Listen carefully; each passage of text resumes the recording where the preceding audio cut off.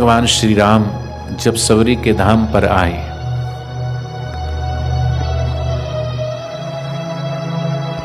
सबरी की एक ही सेवा थी, गुरु के द्वार की आश्रम की सेवा, सेवा सुमरन गुरु कृपा, पार उतारन हार, इनसे भव को पार कर जीवन है दिन चार। तो भगवान श्री राम ने नवदा भक्ति का ज्ञान दिया सबरी को। उसमें पहला ज्ञान था संतों का संग। जीवन में सबसे बड़ी उपलब्धि है महापुरुषों का संग, क्योंकि जिसने जैसा संग किया वैसा रंग उसको चढ़ जाता है। जिसने भगवान का संग किया वो भक्त बन गया। भक्त तो इस दुनिया में सब हैं। कोई धन का भक्त है, कोई पद का भक्त है,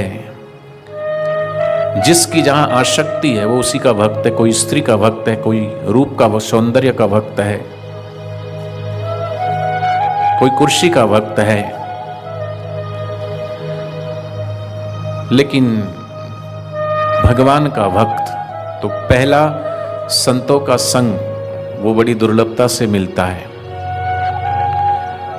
कहते हैं बिन सत्संग विवेक न होई, राम कृपा बिन सुलभ न सोई। बिन हरि कृपा मिले नहीं संता। तो संतों का संग, प्रथम भक्ति संतन कर संगा।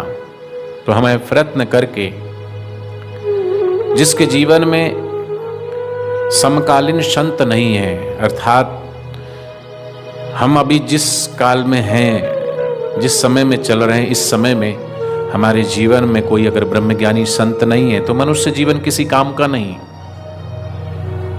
पानी के बिना कान नदी बेकार है, अतिथि के बिना घर आंगन बेकार है, प्रेम और प्यार ना हो तो सगे संबंधी बेकार है। जेब में पर्स तो है लेकिन पैसे नहीं है तो बिना पैसे के पर्स भी बेकार है।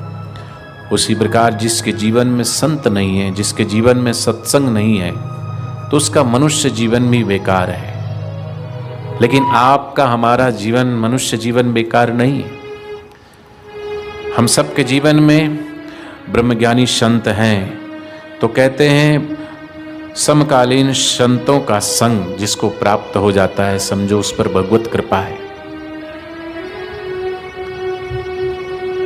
तो जिसके जीवन में सत्संग नहीं है वो कुसंग करेगा।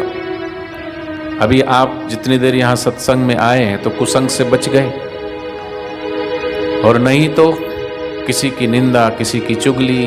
क्योंकि हरि कथा के अलावा जो भी जग में आप चर्चा करते हो वो चर्चा व्यथा है, पीड़ा है। व्यथा माने दुख, संसार में दुख ही दुख है। लेकिन भगवान की कथा में हमारी कथा जुड़ी होती है, इसलिए संतों का संग से वो व्यथा भी दूर होती है। इसलिए प्रयत्न पूर्वक संतों का संग करना चाहिए। तो हम सब धनभागी है, पुण्यशाली है, भाग्यशाली हैं कि आपको और हमको इस कलयुग में बापूजी जैसे ब्रह्मज्ञानी संतों का सानिध्य मिल रहा है, सत्संग मिल रहा है। वो महापुरुष सिर्फ और सिर्फ समाज का कल्याण कैसे हो, वहां पे भी बैठ करके क्या करते हैं, वहां भी एकांत में है बापूजी तो क्या करते हैं, ऐसे थोड़ी वहां बैठे। दिन रात समाज का उत्थान कैसे हो, समाज का कल्याण कैसे हो। ऋषि प्रसाद आती है, उसमें ऋषि प्रसाद में जो लेख आते हैं, अभी जो ऋतु चलती है उसमें खान पान में परिवर्तन करके हमारा शरीर स्वस्थ कैसे रहे। बापूजी ने कहा कि स्वस्थ रहना, सुखी रहना, स्वस्थ रहना। सुखी जीवन, सुखी कौन रहेगा? जो स्वस्थ रहेगा।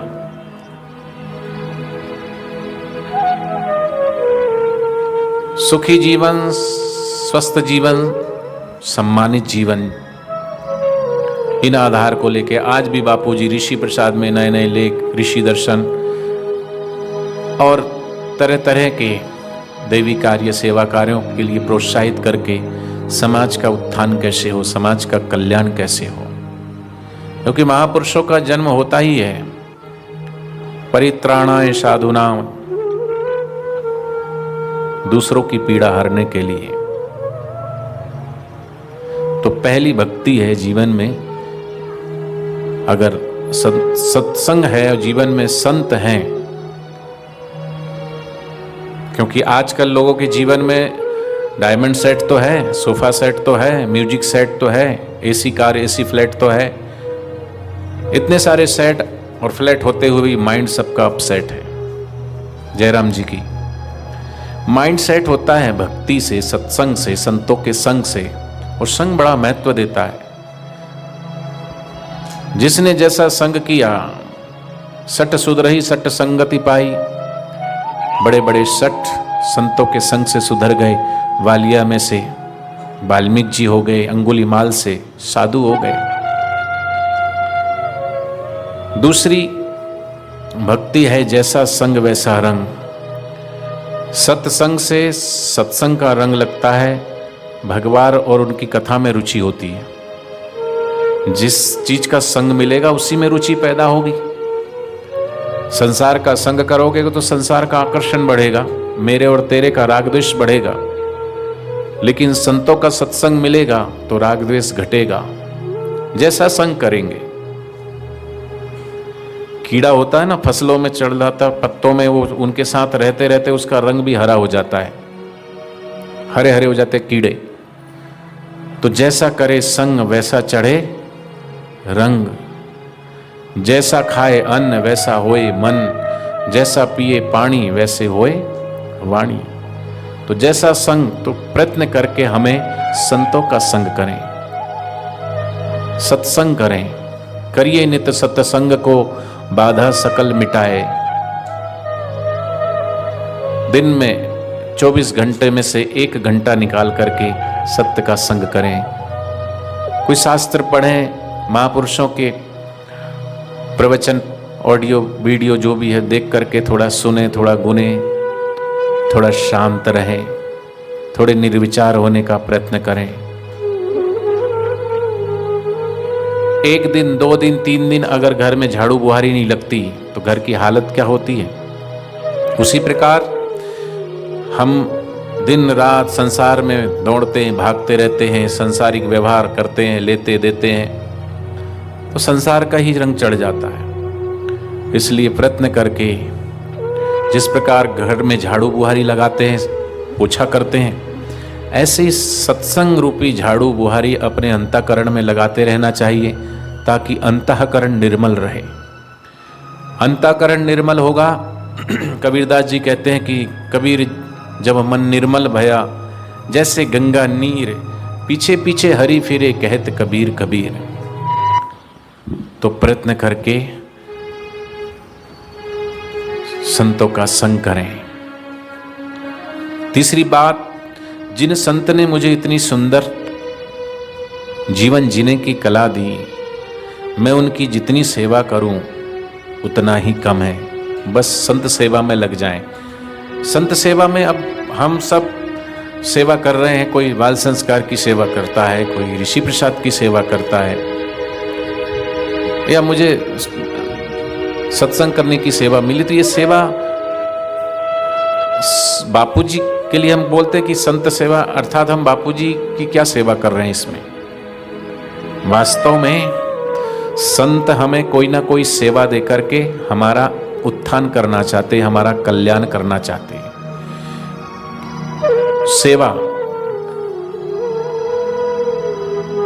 सेवा करते करते अंतःकरण शुद्ध होता है, और शुद्ध अंतःकरण में ही ब्रह्म ज्ञान का सत्संग टिकता है। तो जीवन में कोई ना कोई परोपकार की सेवा होनी चाहिए। दिन में आधा घंटा 1 घंटा निकालो जिसमें हम सेवा कर सकें। अब सोचो हम कितना सेवा करते हैं। नियमित रूप से खाना हम रोज खाते हैं, पानी हम रोज पीते हैं, स्नान रोज करते हैं, दुकान में जाते हैं, ऑफिस में जाते हैं, सारे कार्य करते हैं। लेकिन हम नियमित रूप से क्या हम सत्संग करते हैं, अपना जप नियम करते हैं या सेवा करते हैं? 1 घंटा रोज निकल जाओ। 1 घंटा रखा है, उस 1 घंटा में कुछ भी सेवा खोज सकते हो। नहीं तो अपने मोहल्ले पड़ोस में 10-20 बच्चों को बिठा करके चलो, उनको बापूजी का जो ज्ञान है उन बच्चों के अंदर भरो।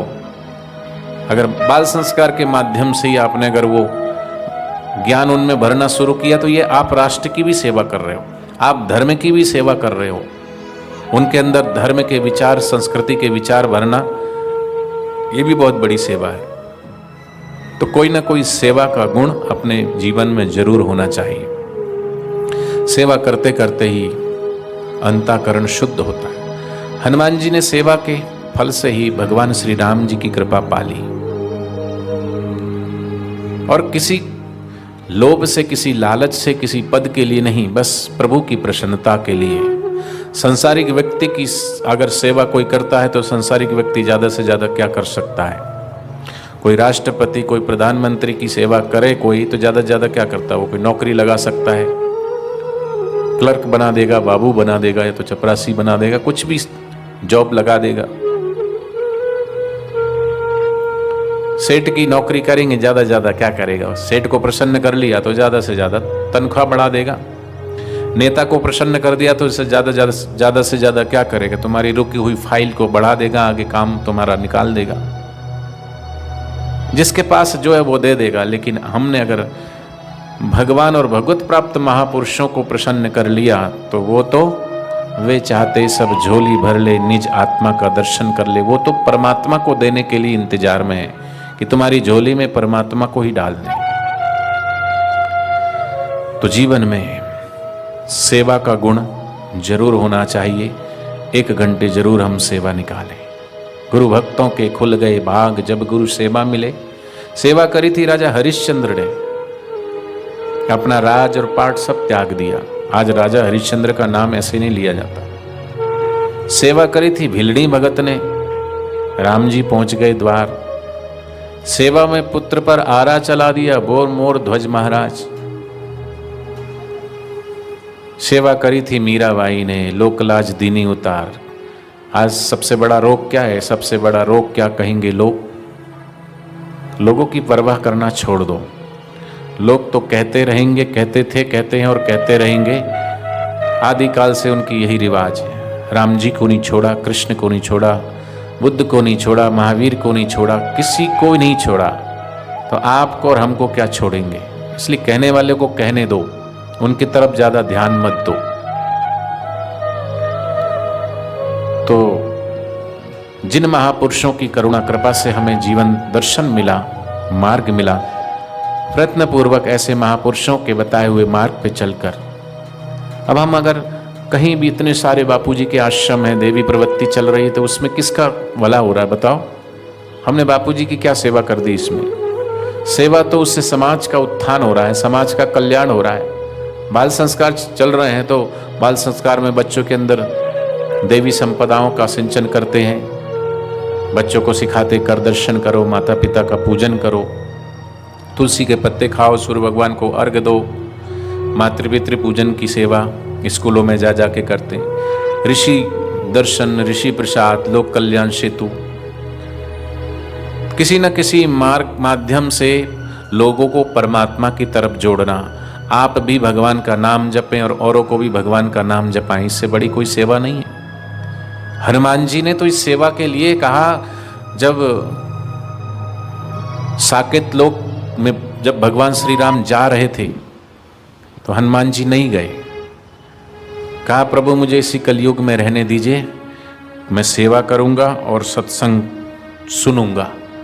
जब जब इस धरती पर आपके ही अंश अवतार में प्रभु किसी न किसी संत के रूप में आएंगे तो ऐसे संतों के द्वार की सेवा मिले और उनके द्वारा मुझे सत्संग मिले। बार बार अब मुझसे आप प्रसन्न हैं, मेरी सेवा से प्रसन्न है, तो मुझे यही आशीर्वाद दीजिए। बार बार बर मांग हूँ हर्ष दियो श्री रंग, पद सरोजन पायनी भक्ति सदा सत्संग। आपके चरणों की भक्ति मिले और सदैव सत्संग मिले, और कुछ नहीं चाहिए। और जिसको सब कुछ मिल गया और सत्संग नहीं मिला और भक्ति नहीं मिली तो सब व्यर्थ है, निरर्थक है। कबीरा यह जग निर्धना, धनवंता नहीं को, धनवंता तेहु जानिए जाको राम नाम धन होई। आपके जीवन में भगवान की भक्ति है, महापुरुषों का सत्संग है, तो समझना आपको सब कुछ मिल गया। भले बाहर से रैदास जी हैं, वो जूता सीते हैं, लेकिन वो सबके दिलों को सीने वाले बन गए। मीरा उनकी दीवानी हो गई। चौथी बात, कथा में उतरी तो मुख खुलते ही कथा निकलने लगी। कथा मन में उतरी। अब मन में अगर संसार उतरता है तो संसार की ही व्यर्थ की बातें निकलती है। मन हमेशा प्रयत्न पूर्वक करके भगवान के भजन में, सुमरन में, चिंतन में लगाना चाहिए। मन को कभी भी खाली छोड़ना नहीं चाहिए। कहते हैं खाली मन शैतान का घर, इसमें फिर शैतानियां शुरू हो जाती नाना प्रकार की। मन बाहर की तरफ भागता है तो संसार में बार बार जन्मना मरना पड़ता है। यही मन अगर अंतर्मुख होने लगता है, मनमुख नहीं गुरुमुख होए, अंतर्मुख होए। और अंतर्मुख होने के लिए सुबह उठे तो भी भगवान के ध्यान में उठ करके कराग्रे वस्ते लक्ष्मी कर मध्य सरस्वती कर मूले तू गोविंद प्रभाते कर दर्शनम। भगवान का ध्यान करके आंख खुले, जिससे मिले तो भगवान के नाते मिले, ले दें, उसके भीतर भी उसकी गहराई में भी वही परमात्मा छुपा हुआ है। तुझ में राम, मुझ में राम, सब में राम समाया है। कर लो सभी से प्यार, जगत में कोई नहीं पराया है। तो इतना इतना ज्ञान हमारे को गुरुदेव ने दिया है, और क्या चाहिए। हर तरीके से किसी न किसी मार्ग से हम अपनी यात्रा ईश्वर की तरफ करते रहें। 8 दिन में 1 दिन मौन रहें। मौन सिर्फ वाणी का ना हो, इंद्रियों का भी मौन हो। कई लोग वाणी का तो मौन रख लेते हैं, लेकिन इशारे करते रहते हैं।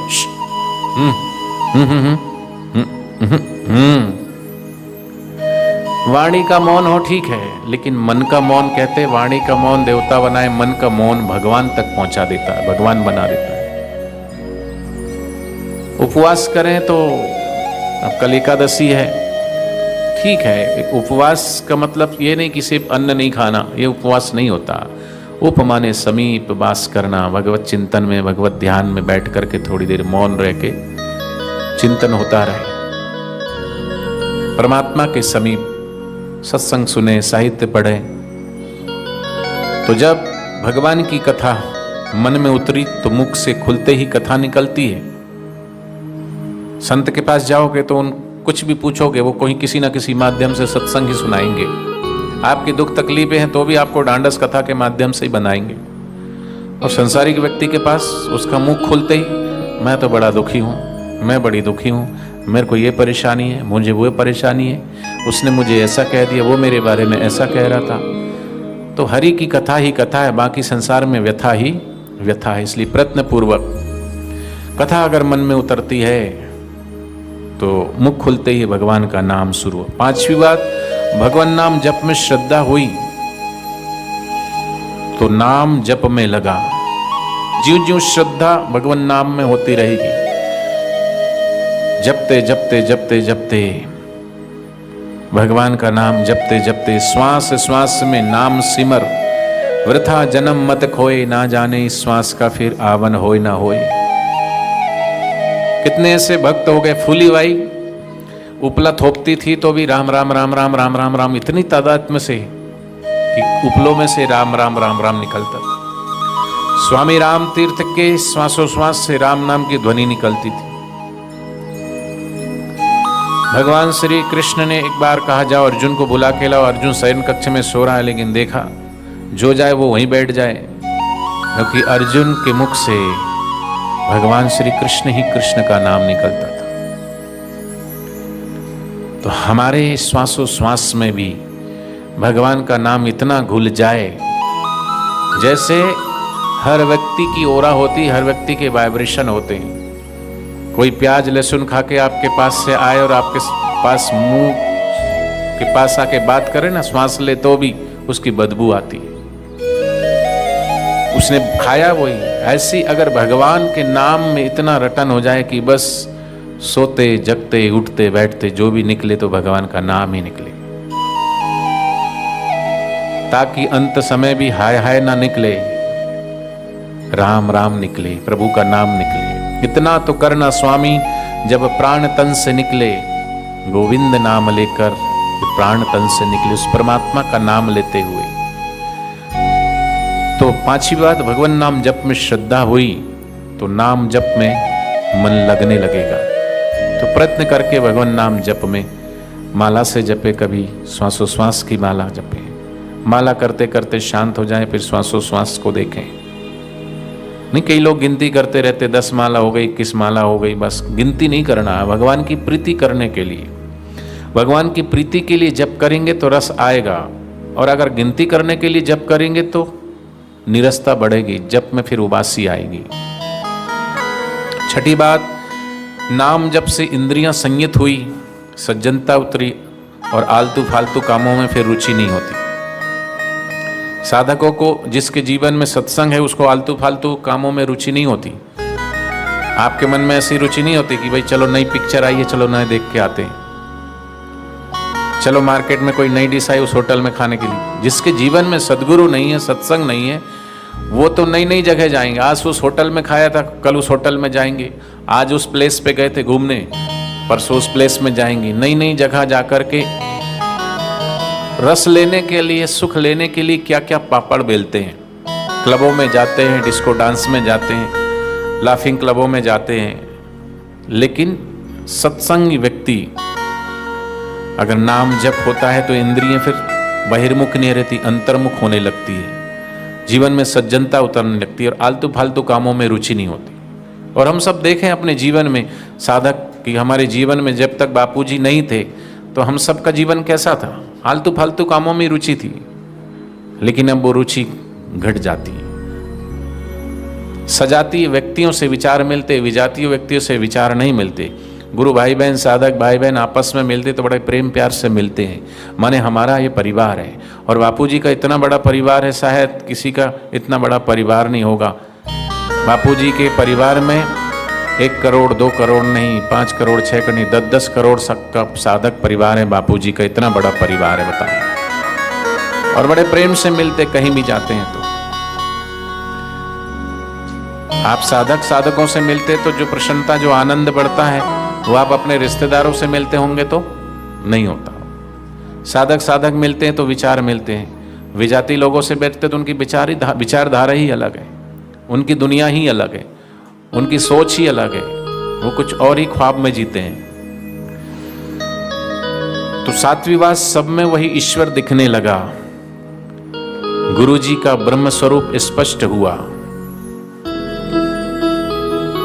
जब नाम जप में इतनी गहराई से उतर जाती है, फिर सब में वही ईश्वर दिखने लगता। सब घट मेरा साईं, खाली घट ना कोई। नामदेव सब में ईश्वर को देखने लगे। कुत्ता आया तो ऐसा नहीं कि लाठी लेके दौड़े मारने के लिए। जब सब में ईश्वर दिखता है तो उसको हम तो कुत्ता बोल रहे हैं व्यवहारिक बात समझाने के लिए, कि नामदेव ने कुत्ता नहीं, नामदेव ने पकाई रोटी कुत्ते ने उठाई, कुत्ता तो हम बोल रहे हैं। नहीं, अरे प्रभु आए हैं और रूखी रोटी लेके भागे तो बोले थोड़ा घी और लेते जाओ, रूखी कैसे खाओगे। तो ये ऐसा दृष्टिकोण हो जाता है, एक ऐसी दृष्टि प्राप्त हो जाती है सत्संग से। वो दृष्टि मीरा कहती, जित देखूं तित श्याममयी, तू ही तू प्रभु, तू ही तू। अपने ही गुरु, अपने ही इष्ट, अपने प्रभु का पसारा है, सबके भीतर वही चैतन्य परमात्मा है। ऐसी दृष्टि सदगुरु की कृपा से प्राप्त हो जाती है और गुरु जी का ब्रह्म स्वरूप स्पष्ट होने लगता है। ज्यों ज्यों हम साधक, ज्यों ज्यों साधना में मिटने लगता है गुरु के चरणों में, ज्यों ज्यों मिटते जाता है तो पूर्ण गुरु की कृपा मिली, पूर्ण गुरु का ज्ञान, पूरे मिट गए तो पूरे गुरु की कृपा के अधिकारी बन जाते हैं। 8वीं बात, जो मिला उसी में संतुष्ट हो, किसी से अपेक्षा ना रही, दोष दृष्टि मिटी। जब साधक जितना संतुष्ट रहता है, निगुरा व्यक्ति उतना ही असंतुष्ट रहता है। ये चाहिए, जितना कमा लिया, जितना अधिक पा रहा है उतनी ही अधिक उसकी प्यास बढ़ते जा रही है। लेकिन साधक जो परमात्मा ने दिया है उसी में संतुष्ट रह करके अपना जीवन यापन करते हुए सेवा करता है, साधना करता है। साईं तो इतना मांगू 9 कोटि सुख पाऊं, मैं भी भूखा न रहूं, साधु ना भूखा जाए। नहीं तो गोधन गजधन और रतन धन खान, जब आवे संतोष धन सब धन धूरी समान। संतोष रूपी धन जिसके जीवन में आ गया, जो मिला है उसमें ही संतोष रखता है, क्योंकि अधिक की कोई सीमा नहीं। कितना पालो कितना पालो कितना पालो, इच्छाएं अनंत है। साइकिल पे चलने वाला इच्छा रखता है मोटरसाइकिल आ जाए तो, मोटरसाइकिल वाला सोचता है कार मिल जाए तो, कार वाला सोचता है कि छोटी कार है बड़ी मिल जाए तो। इच्छाएं तो बढ़ती ही जाती है। कहते ना कि राजा के दरबार में कोई भिक्षा मांगने गया, वो राजा ही किसी और से हाथ फैलाए मांग रहा था, तो वो भिखारी वापस जाने लगा। उन्होंने कहा रुको, क्यों जा रहे हो वापिस? बोले मैं तो सोचा था किसी शहंशाह के पास आया हूं, लेकिन मुझे क्या पता कि ये खुद भिखारी है। तो जो मिलता है परमात्मा ने जिसको जो अवस्था दी है, जो परिस्थिति दी है, जो परिवार दिया, जो घर द्वार दिया, जो धन दिया है, जैसा भी है वो भगवत कृपा से उसमें संतोष रख करके, क्योंकि जीवन में सत्संग है तो सत्संग हर चीज में आपको सेट कर देता है, जो परिस्थिति है उसी में। नहीं तो सत्संग के अभाव में व्यक्ति बहुत दुखी रहता है। तो जो मिला उसी में संतुष्ट हो, किसी से अपेक्षा ना रही। हम कुछ भी कर रहे हैं बदले में हमें हमारे लिए भी वो करे, ये उपेक्षा भी नहीं रहती। हाँ, अपने द्वारा जितना हो जाए करें, लेकिन बेटा बेटियों को पाल रहे हैं या किसी का हम कुछ भी किए हैं उसके बदले में हम कुछ चाहें तो होगा तो ठीक है, नहीं होगा तो दुख होगा। इसलिए हो गया तो ठीक, ना हो तो ठीक, कोई उपेक्षा नहीं रहती और दोष दृष्टि नहीं। संसारिक व्यक्ति की दृष्टि जो है ना वो दूसरों पे होती है, दूसरों के अंदर दोष देखता है, और जब तक खुद में दोष होता है तब तक दूसरों में दोष दिखता है। दृष्टि में तेरे दोष है दुनिया निहारती, समता का काजल आंज लो बस हो गया भजन। मन में तरंग मार लो बस हो गया भजन। निज आत्मा परमात्मा ये तीनों एक है, सदगुरु से यही जान लो बस हो गया भजन। मैं कौन हूँ और जाना कहाँ है, आया हूँ मैं कहाँ से, बस इतना सा मन में विचार लो बस हो गया भजन। आदत बुरी सुधार लो बस हो गया भजन। समता का काजल आंज लो बस हो गया भजन। तो नौवीं बात, सरल हो गए, बालवत हो गए, छल कपट ना रहा, बाहर भीतर एक हो गए। अभी तो हम अंदर कुछ होते हैं बाहर कुछ होते हैं। जितने लोग होते हैं उतने मुखौटों बना करके मिलते हैं, मुखौटा उतर जाता है। और भगवान कहते हैं कि जो सरल है, जो सज्जन है, जो सरल चित्त है, सहज चित्त है, वही मुझे प्यारे हैं। छल छिद्र कपट मोह सपने न भावा। तो सरल हो जाता है चित्त, बालवत हो गए, बच्चे जैसा स्वभाव होता है। महापुरुषों जैसे बच्चा होता है, वो बच्चा सबको अच्छा क्यों लगता है? क्योंकि उसके अंदर राग नहीं है, उसके अंदर द्वेष नहीं है। जब तक बच्चा निर्दोष है तब तक सभी को अच्छा लगता है, और ज्यों उसके अंदर चालबाजियाँ आनी शुरू हो गई, बोलते ये तो बदमाश हो गया। अब तो खुद ही बोलते हो, नहीं बोलते हो, ये तो बड़ा बदमाश है अब तो। जब तक सज्जनता थी, सरलता थी, निष्कपट थी, राग द्वेष रहित थी, अपना पराया नहीं था, तो महापुरुष हमें इसलिए अच्छे लगते कि उनके अंदर वो इतने सरल बालवत हो गए, छल कपट ना रहा, बाहर भीतर एक हो गए, एक भगवान के ही भरोसे पर प्रसन्न रहने लगे। जन्म जन्म की दीनता और भिखारीपन मिट गया। जब जिस जन्म में जहाँ तक पहुँच गए, संपूर्ण प्रयास करना चाहिए। बीच राह में देह छूट भी जाए तो परवाह नहीं करना चाहिए। अगली देह से आगे की यात्रा भगवान का विधान है। इस जन्म का डॉक्टर अगले जन्म में डॉक्टर नहीं बनता, इस जन्म का मास्टर अगले जन्म में मास्टर नहीं बनता, इस जन्म का वकील अगले जन्म में वकील नहीं बनता, जज नहीं बनता। लेकिन इस जन्म में किसी ने भक्ति करी है तो उस भक्ति कभी मिटती नहीं है। जितनी यात्रा इस जन्म में हो गई है, अगले जन्म में ऐसा ही विधान है, परमात्मा उसकी ही आगे की यात्रा करवाएगा जब तक मुक्ति ना मिले। इसलिए गुरु और शिष्य का जो संबंध है वो संबंध एक जन्म का नहीं होता, जन्मों जन्म का होता है। और यहाँ तक कि जब तक मुक्ति ना मिल जाए तब तक भगवान और सद्गुरु जो है वो हमारा साथ नहीं छोड़ते। हरि ओम।